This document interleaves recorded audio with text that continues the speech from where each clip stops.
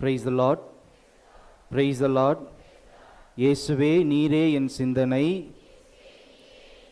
இயேசுவே நீரே என் செயல்,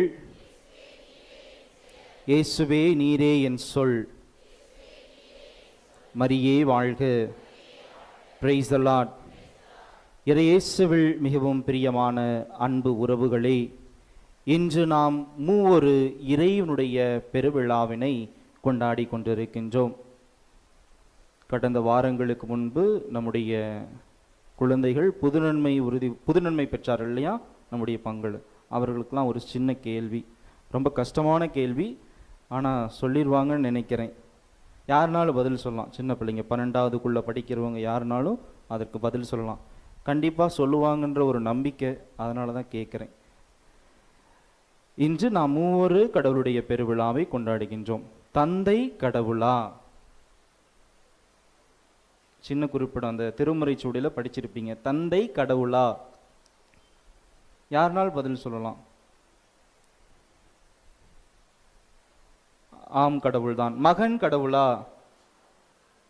ஆம், கடவுள்தான். தூய ஆவி கடவுளா? ஆம், கடவுள்தான். தந்தை கடவுளா? ஆம், கடவுள்தான். மகன் கடவுளா? ஆம், கடவுள்தான். தூய ஆவி கடவுளா? ஆம், கடவுள்தான்.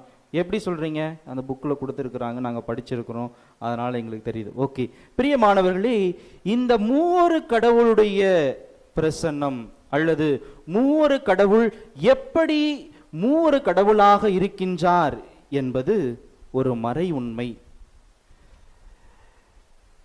கடந்த மாதம் எங்களுடைய மறை மாவட்டத்திலே ஒரு பங்கு பணித்தளத்திலே பணி அனுபவத்திற்காக அனுப்பப்பட்டிருந்தேன்.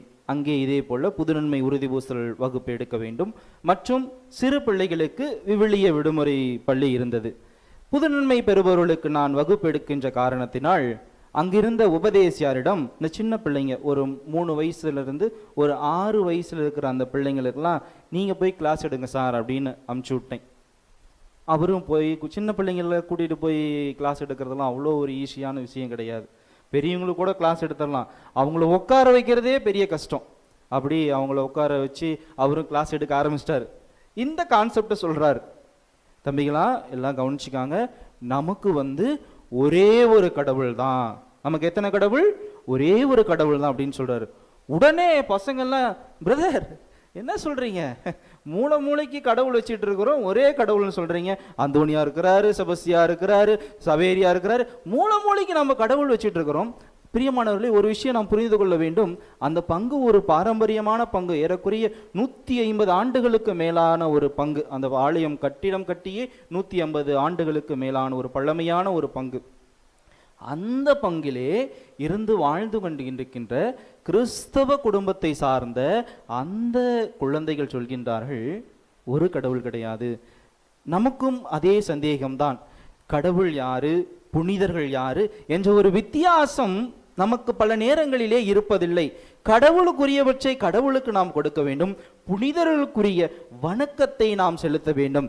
அவர்கள் கடவுளை முழுமையாக ஏற்று புனித தன்மையில் வாழ்ந்து வந்த காரணத்தினால்தான் அவர்களுக்கு நாம் நம்முடைய வணக்கத்தை செலுத்துகின்றோம். இன்றைய நாளிலே நாம் கொண்டாடுகின்ற இந்த மூவொரு கடவுளுடைய பிரசன்னம் எப்படி இவர்கள் 3 ஆட்களாக செயல்படுகின்றார்கள் என்பதை நாம் தெளிவாக புரிந்து கொள்ள வேண்டும்.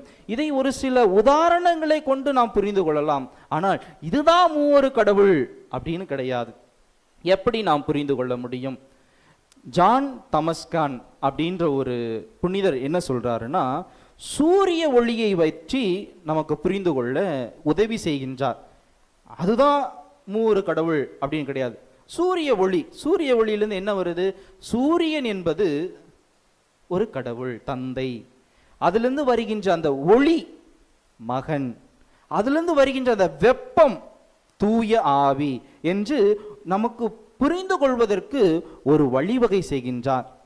என்கிட்ட நிறைய பணம் இருக்கு, நான் அதிகாரத்தில் இருக்கிறேன், பதவியில் இருக்கிறேன், நான் அந்தஸ்தில் இருக்கிறேன், நான் கடவுளை அறிஞ்சு கொள்ள முயற்சிக்குவேன் அப்படின்னு நம்ம நினைச்சோம்னா கண்டிப்பாக நினைத்து கொள்ள முடியாது. நாம் அனைவருமே கடவுளால் படைக்கப்பட்டவர்கள். படைத்தவனை பற்றி நாம் எப்படி அறிந்து கொள்ள முடியும்?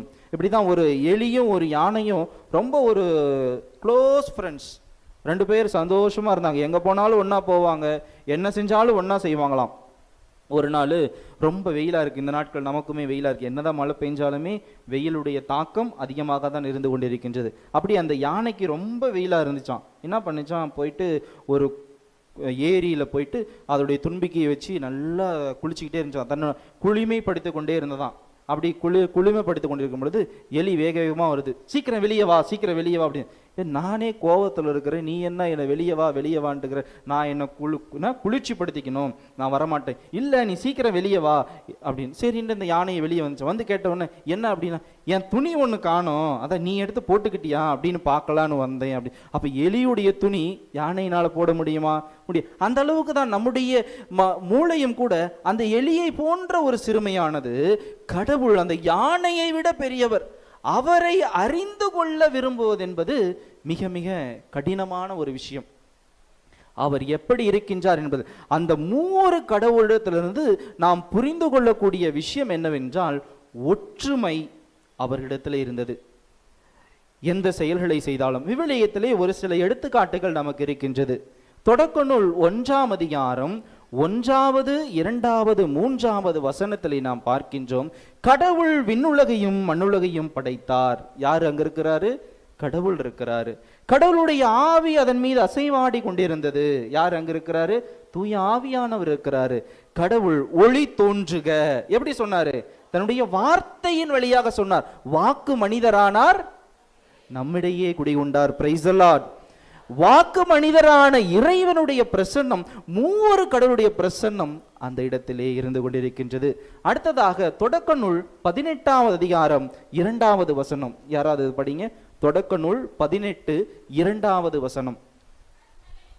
அவர் கண்களை உயர்த்தி பார்த்தார், 3 மனிதர்கள் அங்கு நிற்க கண்டார். அந்த 3 மனிதர்களையும் 3 கடவுள் என்று விவிலிய அறிஞர்கள் நமக்கு கூறுகின்றார்கள். அடுத்ததாக நம்ம எல்லோருக்குமே தெரிஞ்சது லூக்கா நற்செய்தி 3வது அதிகாரம் 22வது வசனத்தில் இருக்கின்றது. நம்முடைய ஆண்டவராகிய இயேசு கிறிஸ்து திருமுழுக்கு பெற சென்றார்.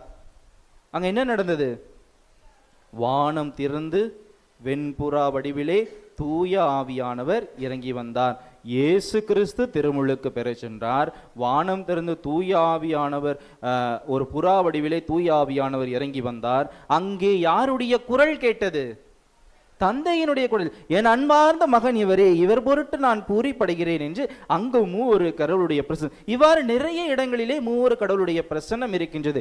யோவான் நற்செய்தியிலே நாம் பார்க்கின்றோம், தந்தையே நீர் என்னுள்ளும் நான் உன்னுள்ளும் இருப்பது போல இவர்கள் அனைவரும் ஒன்றாய் இருப்பார்களாக என்று இயேசு கிறிஸ்து கூறுகின்றார். நாம் அனைவரும் ஒன்றாக இருக்க வேண்டும்.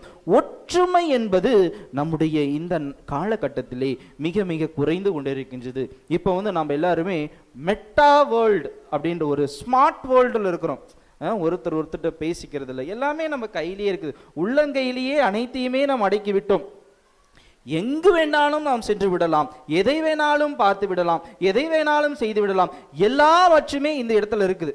ஆனால் தம்முடைய அயலானரோடு பேசுவதற்கு நாம் ஒரு சில நேரங்களிலே ஒரு சில மக்கள் நேரத்தை செலவிடுவதில்லை.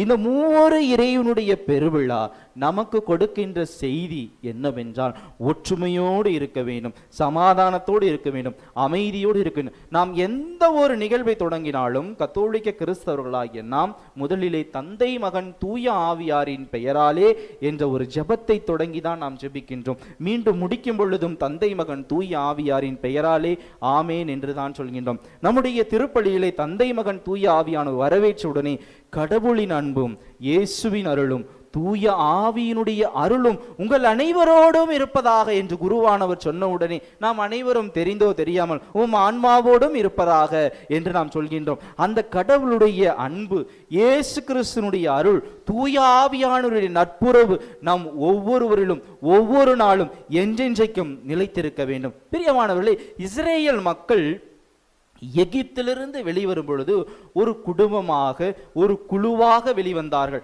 அவர்கள் எப்பொழுதுமே ஒரு குழுவாகத்தான் தங்கி இருந்தார்கள். இரண்டாவது பார்த்தோம் என்றால், திருத்தூதர்கள் இயேசுனுடைய உயிர்ப்புக்கு பிறகு தெரிந்தோ தெரியாமலும் ஒரு பயத்தின் காரணமாக கூட அவர்கள் ஒரு குழுவாக ஒரே இடத்திலே அவர்கள் இருந்த காரணத்தினால் கடந்த வாரம் நாம் கொண்டாடின தூய ஆவியானவரை அவர்கள் பெற்றார்கள். தூய ஆவியானவருடைய ஒரு உண்மையான ஒரு உறுதியான கொடை என்னவென்றால் ஒற்றுமை, ஒன்றிப்பு. எங்கே எனது பெயரில் 2-3 பேர் கூடியிருக்கின்றார்கள், அவர்கள் மத்தியிலே நான் இருக்கிறேன் என்று இறைவார்த்தை கூறுவது போல நாம் ஒற்றுமையாக ஜெபிக்கும் பொழுது, ஒற்றுமையாக நம்முடைய செயல்களை செய்யும் பொழுது நிச்சயமாக மூவொரு இறைவனுடைய பிரசன்னம் நாம் ஒவ்வொருவருக்குள்ளும் இருக்கும். மற்றொரு எடுத்துக்காட்டு, முதல் கிறிஸ்தவர்கள் அவர்கள் தூய ஆவியை பெற்ற பிறகு அனைத்து கிறிஸ்தவர்களும் ஒன்றாக கூடி வந்து அப்பத்தை பெற்று தங்களுக்குள்ளே பகிர்ந்து கொண்டார்கள், தங்களுக்குள்ளே இருந்த உடைமைகளை பகிர்ந்து கொண்டார்கள். ஆக இந்த மூவொரு இறைவனுடைய பெருவிழா, மூவொரு இறைவன் நமக்கு கொடுக்கின்ற செய்தி என்னவென்றால் ஒற்றுமையாக இருக்க வேண்டும். நம்முடைய குடும்பத்திலே பல பிரச்சனைகள் இருக்கலாம், நான் சொல்வதை தான் மற்றவர்கள் கேட்கலாம் என்ற ஒரு எண்ணங்கள் நமக்கு இருக்கலாம். நான் தான் குடும்ப தலைவன், நான் தான் குடும்ப தலைவி, நான் சொல்வதை தான் கேட்க வேண்டும், மற்றவர்கள் சொல்வதை நான் ஏன் கேட்க வேண்டும்? பிரியமானவர்களே, கடவுள் யார் வழியாக செயல்வாற்றுவார் என்பது நமக்கு நிச்சயமாக புரிய முதலிலே கேட்க வேண்டும். என்னதான் சொல்ல வரான், நீலாம் சின்ன பையன், நீ சொல். குழந்தைகள் வழியாக கூட ஆண்டவர் நமக்கு ஒரு சில விஷயங்களை, நம்முடைய குடும்பத்தில் இருக்கிற பிரச்சனைகளை தீர்ப்பதற்கு வழியை கொடுப்பார். கேட்கின்ற மனப்பான்மை நமக்கு நிச்சயமாக இருக்க வேண்டும். கேட்கின்ற மனப்பான்மை இருக்கும் பொழுது அங்கே அமைதி இருக்கும், அங்கே சந்தோஷம் இருக்கும், அங்கே மகிழ்ச்சி இருக்கும், அங்கே மூவொரு இறைவனுடைய பிரசன்னம் என்றென்றும் இருக்கும் என்பதை நாம் நம்முடைய மனதிலே கொண்ட வேண்டும். ஆகவே கடவுளுடைய அன்பை பெற்றவர்களாய், இயேசுனுடைய அருளை கொண்டவர்களாய், தூய ஆவியினுடைய தோழமையிலே என்றென்றும் வாழ்கின்ற மக்களாக நாம் வாழ முயற்சிக்க வேண்டும். ஒரு சில நிமிடங்கள் கண்களை மூடி நாம் கேட்ட இந்த இறை வார்த்தையை தானிப்போம். அன்பு ஆண்டவரே இறைவா, இதோ இந்த நாளை கொடுத்தமைக்காக உமக்கு நன்றி செலுத்துகின்றோம். ஆண்டவரே இயேசு கிறிஸ்துவே, மூவொரு இறைவனுடைய பெருவிழாவை கொண்டாடி கொண்டிருக்கின்ற வேளையிலே ஒற்றுமையான உள்ளத்தை நீர் எங்களுக்கு தர வேண்டுமாய் ஜெபிக்கிறேன். எங்கள் குடும்பத்திலே கஷ்டங்கள் இருக்கின்றது, எங்கள் குடும்பத்திலே பண பிரச்சனைகள் இருக்கின்றன, உடல் நோயினால் பாதிக்கப்பட்டிருக்கின்ற ஒவ்வொருவரும் இருக்கின்றார்கள். ஆண்டவரே, அனைவரையும் நீர் மூவொரு இறைவனுடைய பிரசன்னத்தினால் நீ தொட்டு குணமளிக்க வேண்டுமாய் ஜெபிக்கிறோம். ஆண்டவரே, இந்த ஆலயத்தில் இருக்கிற ஒவ்வொரு மகனையும் மகளையும் குழந்தைகளையும் உம் பாதம் சமர்ப்பிக்கின்றோம்.